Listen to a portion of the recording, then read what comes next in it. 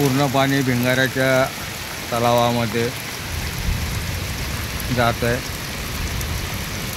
संपूर्ण सीझन पावसाळ्यामध्ये यावेळेस भिंगाऱ्याचा तलाव भरला नव्हता, परंतु काल 15 सप्टेंबर संध्याकाळी 5 वाजेपासून आज जो पाऊस चालू झालेला आहे, आज 16 तारखेला सकाळी 9 वाजे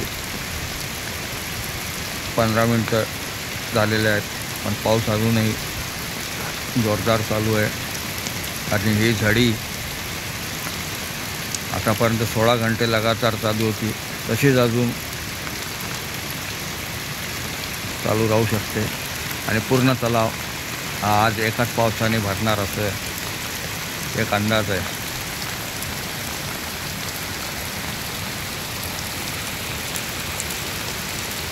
सर्व शेतांनाही धबधब्याचं स्वरूप आलेलं आपण पाहतो।